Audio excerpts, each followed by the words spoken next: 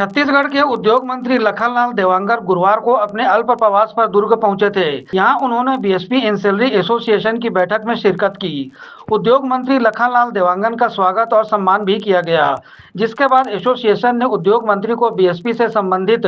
तमाम तरह की समस्याओं से अवगत कराते हुए बताया कि लगातार लंबे समय से एंसेलरी बीएसपी के लिए काम कर रही है, लेकिन फिर भी भिलाई इस्पात संयंत्र द्वारा उन्हें अपेक्षा के अनुरूप सहयोग नहीं मिल पा रहा है। तो वहीं भिलाई नगर निगम द्वारा लगाए जाने वाले निर्यात कर को लेकर भी उद्योग मंत्री से शिकायत की गई, जिसके बाद उद्योग मंत्री ने कहा कि हालांकि छत्तीसगढ़ के किसी भी जिले में इस तरह से नगर निगम द्वारा निर्यात कर वसूला नहीं जाता है, लेकिन फिर भी शहर की सरकार है और उनकी अपने राजस्व की मजबूरियां हैं। लेकिन अगर भिलाई नगर निगम ने निर्यात कर वसूलने की बात कही है तो वे छत्तीसगढ़ के मुख्यमंत्री विष्णुदेव साय से इस संबंध में चर्चा कर सीएम को सभी समस्याओं से अवगत कराएंगे।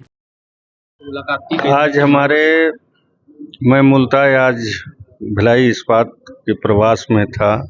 जिसमें हमारे विभाग के श्रम विभाग के सेक्रेटरी मैडम हैं अलरमी मंगाई जी के माता दी का देवासन हो गया है और उनको श्रद्धांजलि अर्पित करने के लिए मैं आया हुआ था। बाकी हमारे भिलाई इस्पात के उद्योग से जुड़े हुए हमारे सम्मानी भाइयों बहनों के द्वारा आयोजन रखा गया एक स्वागत कार्यक्रम, और जब कहीं पर बैठते हैं बातचीत करते हैं कई बात आती है और निश्चित तौर पर उसको भी हम लोग निराकरण करने का प्रयास करेंगे। उद्योग विभाग के द्वारा नया पॉलिसी लागू किया गया है। नया पॉलिसी में काफ़ी ज़्यादा सब्सिडी वगैरह छूट का प्रावधान किया गया है, सिंगल विंडो का भी प्रावधान किया गया है, ऑनलाइन आवेदन का प्रावधान किया गया है, ऑनलाइन जमीन का मंडन का प्रावधान किया गया है, ताकि किसी भी तरह से कोई उद्योगपति को कोई दिक्कत का सामना मत करना पड़े। सारी माननीय मुख्यमंत्री जी के निर्देश पर हम लोगों ने लागू किया है, जिसके कारण छत्तीसगढ़ के उद्योगपति सहित बाहर के भी उद्योगपति छत्तीसगढ़ में उद्योग के लिए काफ़ी रुचि दिखा रहे हैं। अभी नया पॉलिसी बनने के बाद हम लोगों को 4.5 लाख करोड़ रुपया का प्रस्ताव निवेश का मिल चुका है,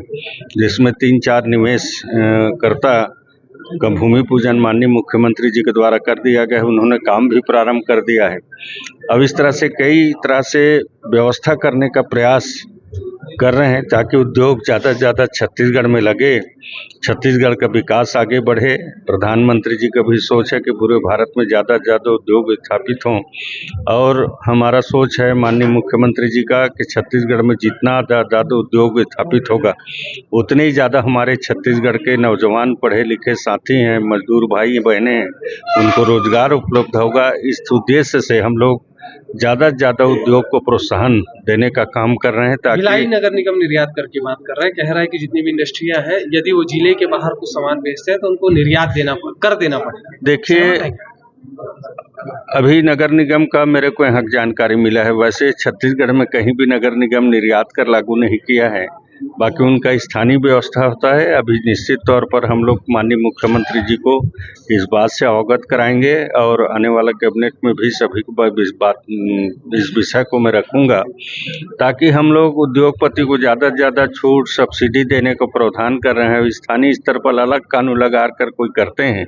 तो अच्छी नहीं है, तो निश्चित तौर पर इसमें विचार विमर्श किया जाएगा कि कैसे हम राहत दे सकें। मंत्री जी, कानून में बदलाव जो समिट हो रहा है, बहुत से निवेश छत्तीसगढ़ आ रहे हैं बड़े बड़े, लेकिन एंसिलरी उद्योग जो पहले से है, बीएसपी भिलाई स्टील प्लांट पहले से है, एंसिलरी उद्योग को सहायक उद्योग के रूप में स्थापित किया गया था, लेकिन बीएसपी से ऐसा कोई सहयोग नहीं मिल पा रहा है एंसिलरी उद्योगों को, चाहे वो स्पेयर पार्ट्स को लेकर हो या चीजों को। बाहर दूसरे देशों से स्पेयर पार्ट्स मंगाए जाते हैं, जो दूसरे प्रदेशों के लोग आकर के यहाँ कार्य करते हैं, लेकिन यहाँ के जो लोकल जो एंसिलरी है उनको लाभ नहीं मिल पा रहा है। देखिए, भिलाई इस्पात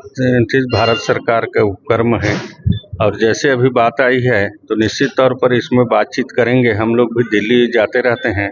केंद्रीय इस्पात मंत्री जी से बात करेंगे और इसका निराकरण करने का प्रयास होगा, ताकि हमारे यहाँ के छत्तीसगढ़ के और भिलाई इस्पात के उद्योगपति जो जुड़े हैं उनको इसमें राहत मिल सके।